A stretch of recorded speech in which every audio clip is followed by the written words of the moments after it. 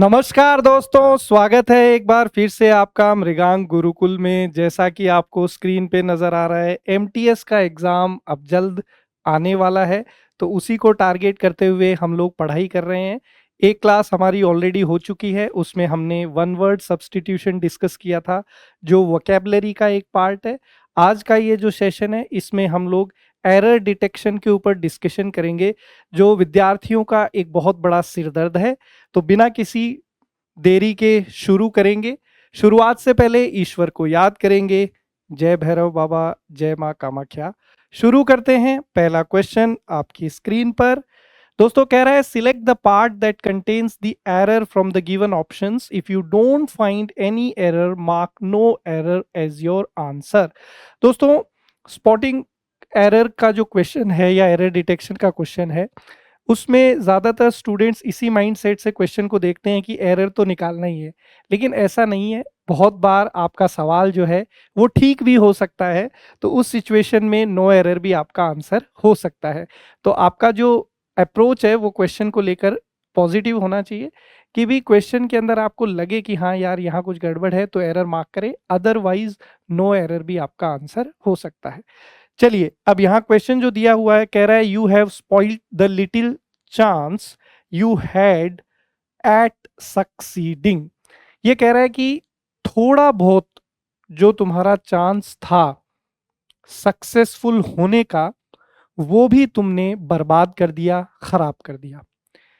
अब ये जो सेंटेंस है उसमें थोड़ा ध्यान देंगे। यहां पर लिखा हुआ है हैड एट सक्सीडिंग, कि भी सफल होने का थोड़ा बहुत जो आपका चांस था वो भी आपने क्या कर दिया, खो दिया। अब यहां पर दो तरीके से फ्रेज बन सकती है। चांस से निकल के आएगा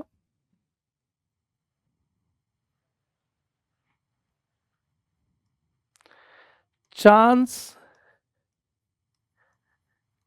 एट सक्सीडिंग, और एक यहां पर फ्रेज बन सकता है चांस ऑफ सक्सीडिंग।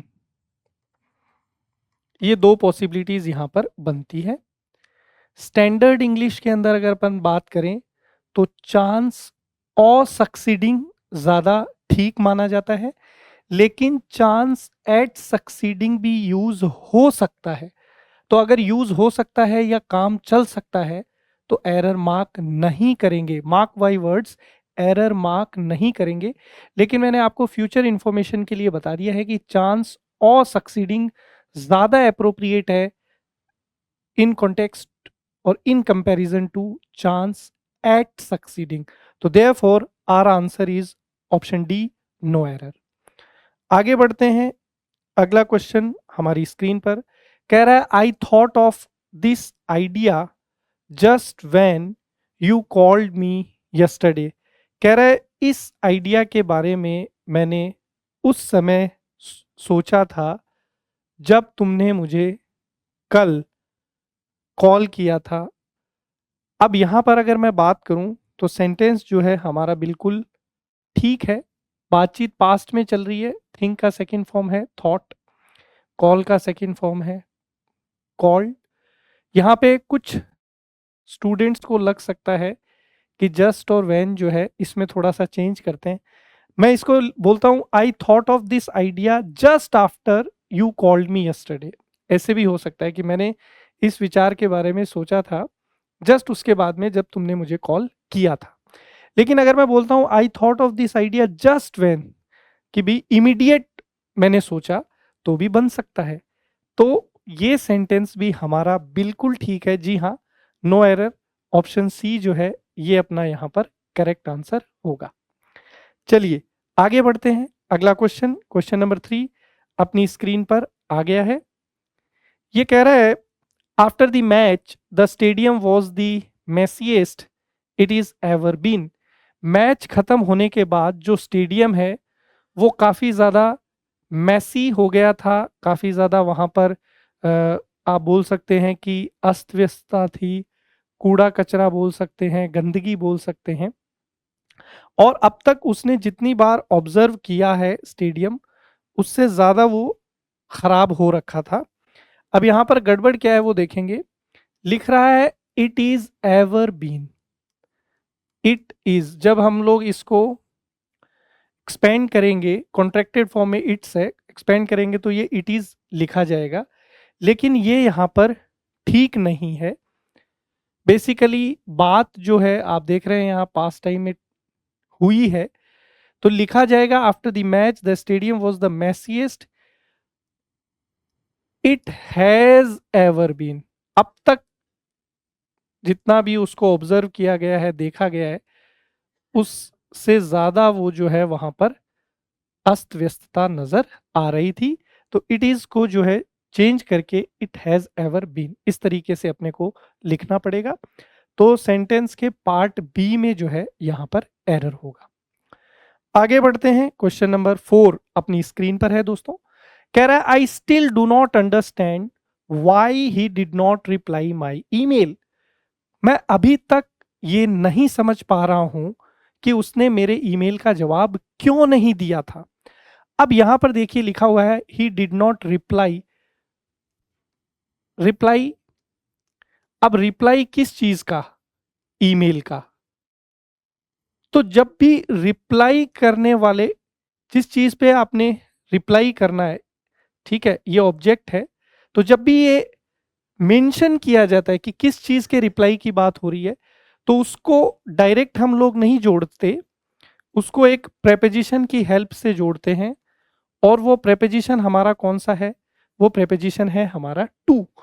तो ये होगा I still do not understand why he did not reply to my email.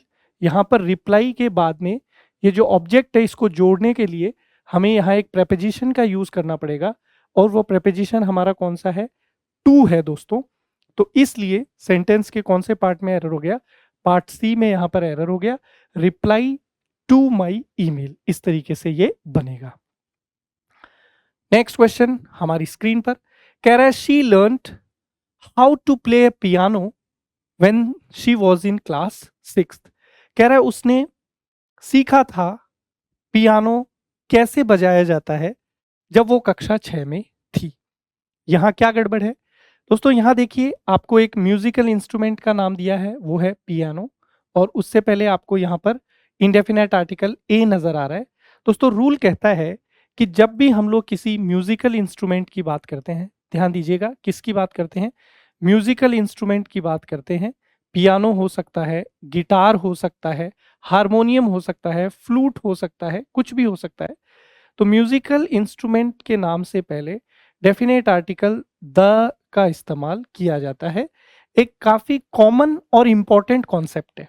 Common इसलिए है क्योंकि कई बार इस तरह के सवाल देखे गए हैं। इंपॉर्टेंट इसलिए है क्योंकि बार बार पूछा जाता है। तो यहाँ गड़बड़ है। आर्टिकल, ये जो इंडेफिनेट आर्टिकल है ए, इसको हटाएंगे और डेफिनेट आर्टिकल द का इस्तेमाल यहाँ पर किया जाएगा। सेंटेंस के कौन से पार्ट में एरर है? पार्ट डी में यहाँ पर एरर है। आगे बढ़ेंगे, अगला क्वेश्चन अपनी स्क्रीन पर कह रहा है I have never seen so beautiful a landscape than this one. कह रहा है मैंने अभी तक के सफर में तुलनात्मक रूप से इससे ज्यादा खूबसूरत लैंडस्केप अभी तक नहीं देखा है।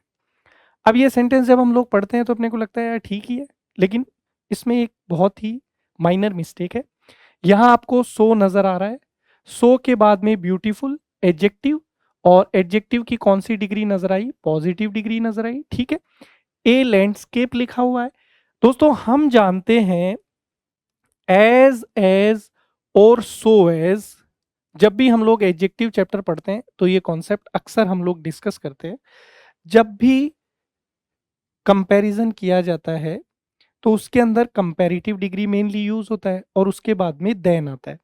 लेकिन हम लोग एज और सो एज का यूज करके भी कंपैरिजन कर सकते हैं।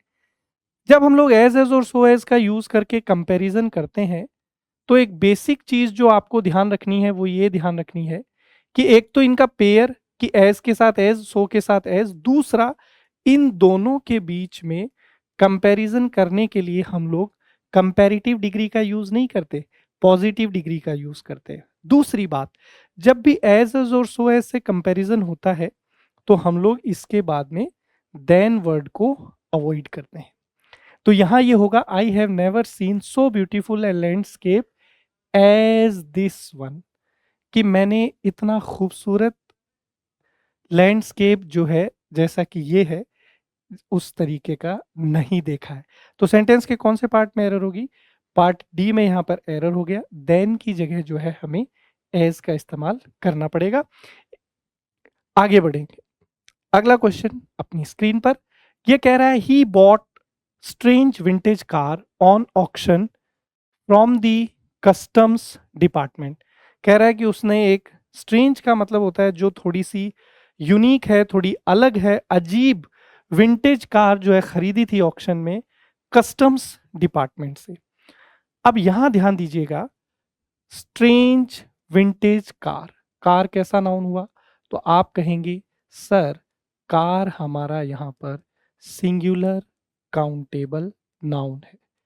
कैसा नाउन है? Singular countable noun. Singular countable noun के लिए हमेशा इंडेफिनेट आर्टिकल यानी ए और एन का इस्तेमाल करना अति आवश्यक है। कैसे? मैं लिखता हूं आई हैव पेन। अब इस सेंटेंस में पेन जो है ये हमारा सिंगुलर काउंटेबल नाउन है, तो इससे पहले इंडेफिनेट आर्टिकल आना चाहिए। तो आई हैव पेन इनकरेक्ट है। करेक्ट सेंटेंस क्या होगा? I have a pen. So similarly यहां पे आपको बोलना पड़ेगा he bought a strange vintage car, क्योंकि स्ट्रेंज विंटेज यहां एडजेक्टिव की तरह काम कर रहे हैं तो ये आर्टिकल जो है इससे पहले आ जाएगा। तो ये लिखा जाएगा ही bought a strange vintage car on auction from the customs department. दूसरी बात, बहुत सारे स्टूडेंट्स को ये भी लगेगा कि ऑन ऑक्शन गलत है। गलत नहीं है, कम पॉपुलर है इसलिए आपको सुनने में गलत लग रहा है। बाकी एट ऑक्शन ये ज्यादा इस्तेमाल किया जाता है तो ये आपको ठीक लगेगा, बट ऑन ऑक्शन भी बोला जा सकता है और एट ऑक्शन भी बोला जा सकता है। ज्यादा जो स्टैंडर्ड फ्रेजिंग है वो एट ऑक्शन की है, लेकिन जो बड़ा एरर इस सेंटेंस में है वो आर्टिकल का है, इसलिए एसएससी ने जो आंसर मार्क किया है, कौन सा ऑप्शन? ऑप्शन बी यहां पे मार्क किया है। चलिए आगे बढ़ते हैं। क्वेश्चन नंबर 8 हमारी स्क्रीन पर कह रहा है ही cheated in the examination making his already falling academic credentials worst. कह रहा है कि पहले ही उसकी जो परफॉर्मेंस थी, उसकी जो वैल्यू थी वो धीरे धीरे गिर रही थी, और ऊपर से उसने क्या किया? परीक्षा में चीटिंग कर ली, तो सोने पे सुहागा। मतलब जो चीज ऑलरेडी खराब थी उसको और ज्यादा खराब कर लिया। तो जो चीज पहले खराब थी उसके कंपैरिजन में और ज्यादा खराब कर लिया। तो कंपैरिजन हो रहा है तो कौन सी डिग्री चाहिए? कंपैरेटिव डिग्री चाहिए। आपने कौन सी डिग्री लगा रखी है? ये तो सुपरलेटिव डिग्री है, क्योंकि डिग्री एडजेक्टिव बैड जो है ये पॉजिटिव डिग्री की तरह काम करेगा। इसका कंपैरेटिव फॉर्म क्या है? वर्स। और इसका जो सुपरलेटिव फॉर्म है वो क्या है? वर्स्ट।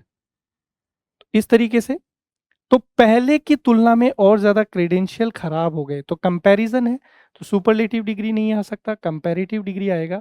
और कंपैरेटिव डिग्री क्या होता है? वर्स। तो सेंटेंस के कौन से पार्ट में एरर हो गया? पार्ट डी में। चलिए आगे बढ़ते हैं छात्रों। अगला क्वेश्चन अपनी स्क्रीन पर कह रहा है select the option that has an error in the use of phrasal verb. यहाँ 4 सेंटेंस दिए गए हैं, चारों में हमने फ्रेजल वर्ब का इस्तेमाल किया है। क्या होता है फ्रेजल वर्ब? जब भी हम लोग वर्ब के साथ प्रेपोजिशन का यूज करते हैं तो इसी कॉम्बिनेशन को क्या बोला जाता है? फ्रेजल वर्ब बोला जाता है। अब सेंटेंस वो आइडेंटिफाई करना है जिसमें फ्रेजल वर्ब का गलत उपयोग हुआ है, तो आइए देखते हैं। कह रहा है backup your essential files, technology is only sometimes reliable. कह रहा है जो भी जरूरी फाइल्स है उनका बैकअप हमेशा रखना चाहिए। क्यों रखना चाहिए? क्योंकि टेक्नोलॉजी हमेशा भरोसेमंद नहीं होती, कई बार हमें टेक्नोलॉजी धोखा दे देती है। तो बैकअप का मतलब होता है कि आपके पास पीछे से सपोर्ट होना चाहिए। तो पीछे से आपके पास बैकअप फाइल होनी चाहिए, क्योंकि टेक्नोलॉजी कई बार हमें धोखा दे देती है। तो सही है, इस सेंटेंस में फ्रेजल वर्ब का उपयोग बिल्कुल ठीक है, कोई इसमें प्रॉब्लम नहीं है। कह रहा है Pushpa came across an old photo in the album and asked me to recognise the face in it. Pushpa जो है उसे अचानक एल्बम में कोई पुरानी तस्वीर नजर आ गई और उसने मुझसे कहा कि पहचानो कौन। अब यहाँ प्रॉब्लम क्या है, जो फ्रेजल वर्ब है उसको हमें चेक करना है। कम अक्रॉस एक फ्रेजल वर्ब है दोस्तों, इसका मतलब होता है अचानक किसी से मुलाकात होना। अचानक किसी से मुलाकात होना, इसको हम लोग क्या बोलते हैं, कम अक्रॉस। जैसे हम लोग कई बार रोड पे चल रहे हैं और अचानक हमारा दोस्त जो है हमसे टकरा गया, तो आप बोल सकते हैं कि I came across my friend today when I was on the way to market. इस तरीके से बोल सकते हैं। तो यहाँ पर कम अक्रॉस जो है उसका पास्ट, तो कम का सेकेंड फॉर्म केम, तो केम अक्रॉस हो गया। तो ये भी बिल्कुल ठीक है कि पुराना एल्बम देख रहे थे और अचानक फोटो मिल गई। आगे, please turn up the heater the weather is too cold today. अब कईयों को यहाँ पर गड़बड़ लग सकती है, टर्न अप। देखो टर्न ऑन का मतलब तो होता है किसी चीज को शुरू करना, टर्न अप का मतलब होता है टू अपीयर, प्रकट होना। तो टर्न अप का मतलब किसी चीज की इंटेंसिटी को बढ़ाना भी होता है। जी हाँ, if we increase the intensity of something we can also say turn up. तो कह रहा है कि भाई ठंड ज्यादा है, तो आप भाई हीटर का जो इंटेंसिटी है अगर वो 1 नंबर पे होगा तो कह देंगे भाई इसको 3 नंबर पे कर दो। ठीक है, इस तरीके से। तो ये भी ठीक है। तो गड़बड़ कौन से पे है, चौथे में। कह रहा है please suggest me some tips to get out nervousness. कह रहा है कि मुझे कुछ टिप्स दो, मुझे कुछ टिप्स दो कि मैं नर्वसनेस से बाहर आ सकूं। तो टू गेट आउट के बाद में आपको ऑ लगाना पड़ेगा। पूरा जो फ्रेज आपका बनेगा वो बनेगा please suggest me some tips, कि मुझे कुछ टिप्स दो ताकि मैं नर्वसनेस से बाहर आ सकूं। तो बाहर आने के लिए अपन बोलेंगे गेट आउट ऑ। इन्होंने खाली सेंटेंस में क्या दिया था, गेट आउट दिया था। नर्वसनेस यहाँ है, थोड़ा छिप गया है तो मैं बता देता हूं आपको। तो इस लिहाज से सेंटेंस का पार्ट डी जो है ये गलत है और यही हमारा आंसर होगा, क्योंकि हमसे यही पूछा था कि सेंटेंस के कौन से पार्ट में फ्रेजल वर्ब का इस्तेमाल ठीक नहीं है। तो डी में इस्तेमाल ठीक नहीं है, ये अपना यहाँ पर करेक्ट आंसर होगा। आगे बढ़ते हैं दोस्तों, अगला क्वेश्चन अपनी स्क्रीन पर। एक और हमारे पास इसी तरीके का क्वेश्चन है, 4 सेंटेंस है, हमें वो सेंटेंस आइडेंटिफाई करना है जिसमें गलती है। तो पढ़ते हैं। कह रहा है she always cuts out unhealthy snacks. ये बिल्कुल ठीक है। कट आउट का मतलब होता है दोस्तों इलिमिनेट, किसी चीज को बाहर करना। तो कह रहा है कि वो हमेशा जो है ऐसे स्नैक्स या ऐसी चीजें जो स्वास्थ्य के लिए ठीक नहीं है उनको एलिमिनेट कर देती है अपने खाने से। The manager cuts the decision to address an urgent matter. यही बिल्कुल गलत है और यही हमारा इस क्वेश्चन का आंसर भी है। क्यों दोस्तों, कह रहा है कि मैनेजर जो है हमेशा बातचीत को बीच में रोक देता है अपने अर्जेंट मैटर या अपनी कोई अर्जेंट बात कहने के लिए। तो बीच में टोकने के लिए कट्स नहीं बोलते, क्या बोलते हैं, कट शॉर्ट बोलते हैं। अब चूंकि यहाँ सब्जेक्टिव पार्ट सिंगुलर है तो मैंने क्या ले लिया, कट्स ले लिया। बाकी जो फ्रेजल वर्ब है वो है कट शॉर्ट। कट शॉर्ट का मतलब होता है टू इंटरप्ट, किसी की बात में बीच में दखल अंदाजी करना, टोकना। तो हमसे यही पूछा था कहाँ एरर है, तो यहाँ गड़बड़ है। Cut short is the correct phrasal verb. अगला, can you cut through the traffic to get here on time. ये बिल्कुल ठीक है। कट थ्रू का मतलब होता है बीच में से निकल जाना, टू पास इन। तो यहाँ कह रहा है कि जब बहुत ज्यादा ट्रैफिक होगा तो क्या आप उसके बीच में से निकलने में केपेबल हो। अगला, they need to cut down the old tree in the garden. Cut down का मतलब होता है किसी चीज को काट के गिराना। तो बिल्कुल ठीक है कि क्या तुम जो पुराने पेड़ है गार्डन में उनको काट के गिरा सकते हो। तो पार्ट बी जो है यहाँ पर इसमें एरर है। नेक्स्ट क्वेश्चन नंबर 11, अगेन उसी तरीके का है। कह रहा है select the sentence that has a grammatical error. हमें वो सेंटेंस फाइंड आउट करना है जिसमें ग्रामेटिकल एरर है। First, the company came up with brilliant marketing strategy. बिल्कुल ठीक सेंटेंस है। जो फ्रेजल वर्ब है वो है कम अप। कम अप का मतलब होता है टू इन्वेंट, किसी चीज का आविष्कार करना या कोई नई चीज इंट्रोड्यूस करना। तो पहला सेंटेंस बिल्कुल ठीक है कि कंपनी जो है वो एक नई मार्केटिंग स्ट्रेटेजी नई मार्केटिंग प्लान के साथ आई है। दूसरा है she always comes down with a cold in winter. Come down का मतलब होता है टू बी सिक। तो ये बिल्कुल ठीक है कि वो ठंड में जो है हमेशा बीमार पड़ जाती है। अगला कह रहा है he came across an interesting article while researching. ये भी बिल्कुल ठीक है। अभी अभी मैंने आपको बताया फ्रेजल वर्ब कम अक्रॉस का मतलब होता है अचानक किसी चीज से सामना हो जाना। तो इंटरेस्टिंग आर्टिकल पढ़ रहा था तभी उसको जो है यहाँ पर चीज मिल गई। कह रहा है we came in the meeting room quietly. ये गलत है, यही हमारा आंसर है क्योंकि हमें गलत वाले को फाइंड आउट करना था। केम इन नहीं होगा। जब भी मूवमेंट की बात करते हैं तो इनटू का यूज किया जाता है। इन जो है वो स्टेबल पोजीशन के लिए आता है। तो ये बिल्कुल ठीक है कि we came into the meeting room quietly, कि हम बहुत ही चुपके से जो है मीटिंग रूम में आ गए थे। तो डी हमारा आंसर होगा। आगे बढ़ते हैं क्वेश्चन नंबर 12 हमारी स्क्रीन पर। कह रहा है my friend Priya looks more cheerful today as she celebrates her birthday. कह रहा है मेरी दोस्त प्रिया जो है आज काफी ज्यादा चीयरफुल। चीयरफुल का मतलब होता है हैप्पी, जॉयस, बहुत ज्यादा खुश नजर आ रही है क्योंकि आज वो अपना बर्थडे सेलिब्रेट कर रही है। तो जब भी जन्मदिन मनाते हैं तो हर इंसान क्या होता है, खुश। और एक ही गाना वो गाता है, बार बार दिन ये आए, बार बार दिल ये गाए, तुम जियो हजारों साल, ये मेरी है आरज़ू, हैप्पी बर्थडे टू यू। चलिए आगे बढ़ते हैं। तो इस सेंटेंस में कोई प्रॉब्लम नहीं है। ऑप्शन ए हमारा यहाँ बिल्कुल करेक्ट आंसर होगा। आगे बढ़ते हैं क्वेश्चन नंबर 13 हमारी स्क्रीन पर। कह रहा है this is the best novel I have read in a very long time. कह रहा है कि ये बहुत ही जबरदस्त नॉवल है, या मैं कहना चाहूंगा कि बेस्ट नॉवल है जो मैंने पढ़ा है इन अ वेरी लॉन्ग टाइम, मतलब काफी लंबे समय के बाद। तो ये सेंटेंस जो है बिल्कुल ठीक है, इसमें भी कोई प्रॉब्लम नहीं है। ऑप्शन बी हमारा यहाँ करेक्ट आंसर होगा। आगे बढ़ते हैं क्वेश्चन नंबर 14 अपनी स्क्रीन पर। कह रहा है she has taken nothing from yesterday and is feeling nauseatic now. कह रहा है कि कल से उसने कुछ भी नहीं लिया है या कुछ भी नहीं खाया है और वो कैसा फील कर रही है, नॉजेटिक नाउ। तो ये सेंटेंस यहाँ पर इस पार्ट में गलती है दोस्तों। क्यों गलती है? क्योंकि ये जो वर्ड है ये सही नहीं लिखा। सही जो वर्ड है वो है नॉइजियस। सही वर्ड क्या है? नॉजियस। नॉजियस का मतलब होता है दोस्तों फीलिंग सिक और टू फील लाइक वॉमिट। नॉजियस का मतलब होता है दोस्तों बीमार महसूस करना या उल्टी आने जैसा महसूस करना, उसको हम लोग नॉजियस बोलते हैं। तो ये वर्ड यहाँ पर गलत था, इसकी जगह ये वाला वर्ड एप्रोप्रिएट है, नॉजियस। तो सेंटेंस के कौन से पार्ट में एरर हो गया? पार्ट ए में। दूसरा, यहाँ पर एक और बात समझिए, she has taken nothing from yesterday. जब भी हम लोग पॉइंट ऑफ टाइम की बात करते हैं तो किसका इस्तेमाल करते हैं? सिंस का। तो सिंस का अगर इस्तेमाल करते तो फ्रेजिंग ज्यादा ठीक रहती, लेकिन फ्रॉम से भी काम बन सकता है।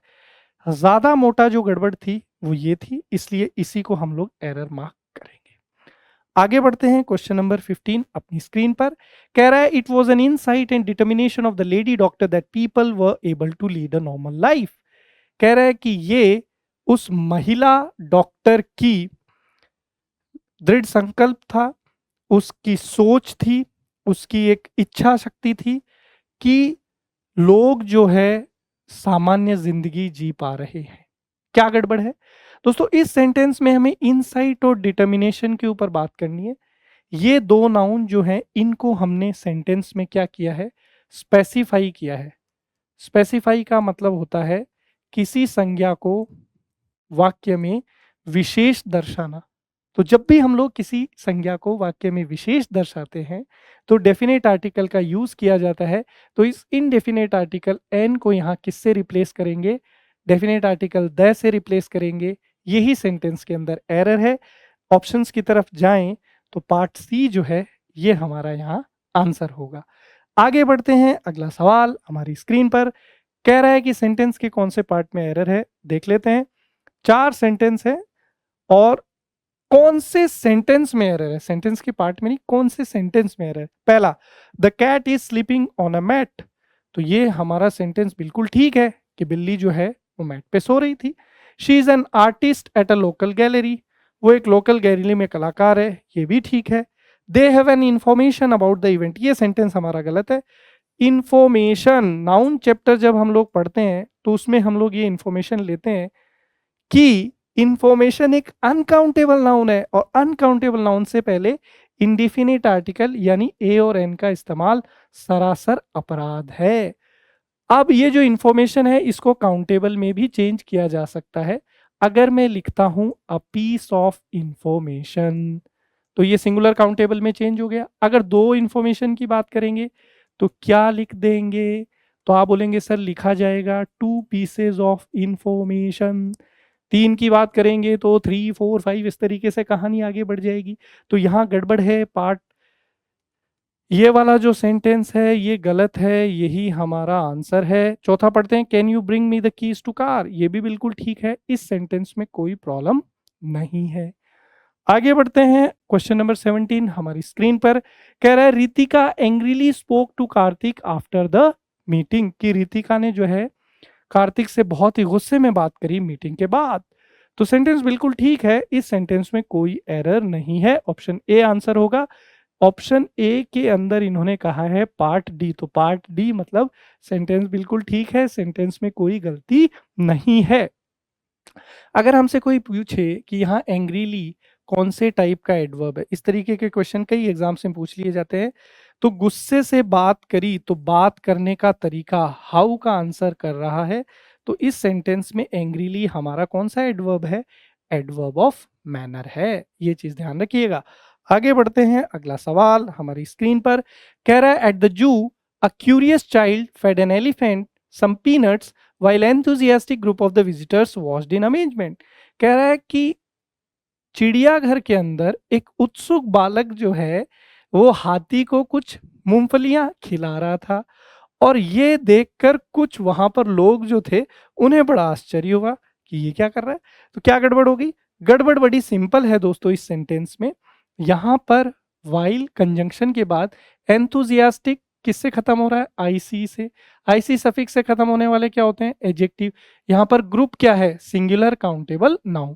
तो अभी अभी मैंने आपको एक क्वेश्चन में बताया था कि सिंगुलर काउंटेबल नाउन अगर कहीं नजर आ जाए तो उससे पहले इंडेफिनिट आर्टिकल लगाना कंपलसरी है। अब चूंकि बीच में एडजेक्टिव आ गया है तो उस आर्टिकल की पोजीशन क्या हो जाएगी, चेंज। अब यहाँ जो फर्स्ट लेटर है उसका प्रोनाउंसिएशन क्या है, हिंदी लैंग्वेज का वॉवेल, तो यहाँ पर कौन सा इंडेफिनिट आर्टिकल आएगा, एन आएगा। दूसरा, यहाँ इस द की आवश्यकता हमें नहीं है क्योंकि विजिटर्स को हम लोग स्पेसिफाई नहीं कर रहे, सिंपल। तो इसलिए करेक्ट सेंटेंस होगा, एट द जू a curious child fed an elephant some peanuts while an enthusiastic group of visitors watched in amazement। तो सेंटेंस के कौन से पार्ट में एरर हो गया, पार्ट बी में यहां पर एरर हो गया। चलिए आगे बढ़ते हैं, क्वेश्चन नंबर 19 कह रहा है, select the grammatically correct sentence, हमें वो सेंटेंस पता करना है जो ग्रामर के लिहाज से बिल्कुल ठीक है। चलिए तो पता करते हैं। पहला सेंटेंस कह रहा है, a myriad of possibilities. Marriott का मतलब क्या होता है दोस्तों, मेरिएट का मतलब होता है ए लार्ज नंबर ऑफ। इसका मतलब क्या होता है, ए लार्ज नंबर ऑफ, अत्यधिक संख्या में कोई चीज, अत्यधिक संख्या। तो कह रहा है, a myriad of possibilities unfolds when the artist embarks on the journey of creative experimentation. कह रहा है कि बहुत सारी संभावनाएं खुलती है जब एक कलाकार क्रियात्मक हो जाता है, क्रियाशील हो जाता है, नए नए आइडियाज पे काम करना, सोचना शुरू कर देता है। यही सेंटेंस हर जगह लिखा हुआ है। तो a myriad of possibilities unfold when the artist, तो आर्टिस्ट को स्पेसिफाई नहीं किया जाएगा, तो यहाँ आर्टिकल द की रिक्वायरमेंट नहीं है।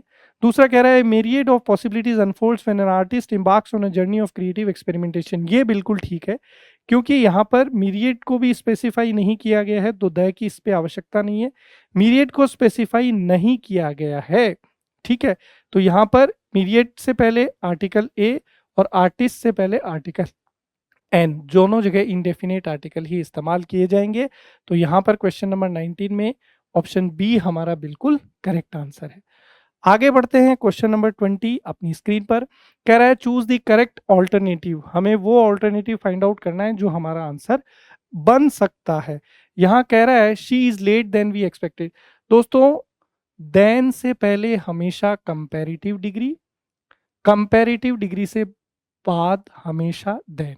ये चीज आप अपने दिमाग में फिट करिए। दोबारा सुनिए मैंने क्या कहा। जब भी लैंग्वेज में कंपैरेटिव डिग्री का यूज़ किया जाता है तो उसके बाद में T H A N then का इस्तेमाल करते हैं। दूसरा, T H A N then से पहले हमेशा कंपैरेटिव डिग्री।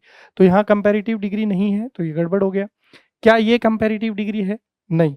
देखिए, डबल टी वाला जो एडजेक्टिव होता है ये ऑर्डर के लिए है, क्रम के लिए। इसका अपोजिट क्या होता है? फॉर्मर। फॉर्मर का मतलब पहले वाला और लेटर का मतलब बाद वाला। तो यहां पर ऑर्डर की बात नहीं है तो ये आंसर नहीं होगा। लेट का कंपैरेटिव फॉर्म मोर लेट होता है क्या? ना ना, तो ये भी गलत। लेट का कंपैरेटिव लेटर, बिल्कुल। ये तो आपका जो है लेटेस्ट का मतलब होता है हाल ही में, रिसेंटली।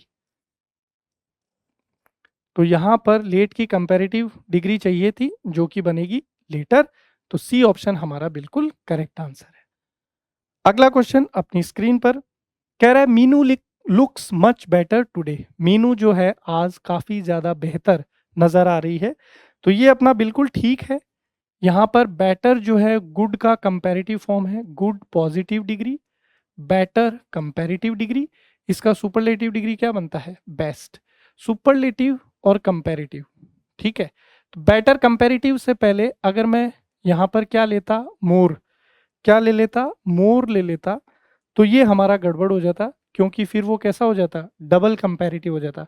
बेटर खुद ही कंपैरेटिव डिग्री है तो मोर लगाने की रिक्वायरमेंट नहीं है। दूसरी बात, क्या मच लग सकता है? बिल्कुल। कंपैरेटिव डिग्री से पहले हम लोग मच का यूज कर सकते हैं, कोई प्रॉब्लम नहीं है। तो इसलिए हमारा आंसर यहां पर क्या होगा? No error, option A. आगे बढ़ते हैं, अगला क्वेश्चन। कह रहा है she is learning to play the guitar to pursue her passion for the music. कह रहा है कि वो जो है गिटार सीख रही है। क्यों सीख रही है गिटार? ताकि वो म्यूजिक का अपना जो जुनून है उसको आगे बढ़ा सके। क्या गड़बड़ हो सकती है? गड़बड़ सीधी सी यहाँ है, म्यूजिकल इंस्ट्रूमेंट से पहले आर्टिकल डेफिनेट आना चाहिए, ये बिल्कुल ठीक है। लेकिन म्यूजिक से पहले यहाँ डेफिनेट आर्टिकल की जरूरत नहीं है, सीधा बनेगा फॉर म्यूजिक। इसलिए कौन से पार्ट में एरर हो गया? पार्ट ए में यहाँ पर एरर हो गया। आगे बढ़ते हैं, अगला क्वेश्चन अपनी स्क्रीन पर। क्वेश्चन नंबर 23 कह रहा है the students were asked to turn up their assignments by Friday. विद्यार्थियों से कहा गया था कि शुक्रवार तक अपने असाइनमेंट्स जो है वो जमा करिए। लेकिन फ्रेजल वर्ब देखिए गड़बड़ कर दी। Turn up. टर्न अप का मतलब क्या होता है दोस्तों? टर्न अप का मतलब होता है टू अपीयर, प्रकट होना। और एक हमारा फ्रेजल वर्ब होता है टर्न इन। टर्न इन का मतलब होता है टू सबमिट, किसी के पास कोई चीज जमा करना, हैंड ओवर करना। तो यहां पर असाइनमेंट्स जमा करने की बात है तो आपको क्या कहना पड़ेगा? टर्न इन कहना पड़ेगा। टर्न अप कहने से बात नहीं बनेगी। तो सेंटेंस के कौन से पार्ट में एरर हो गया?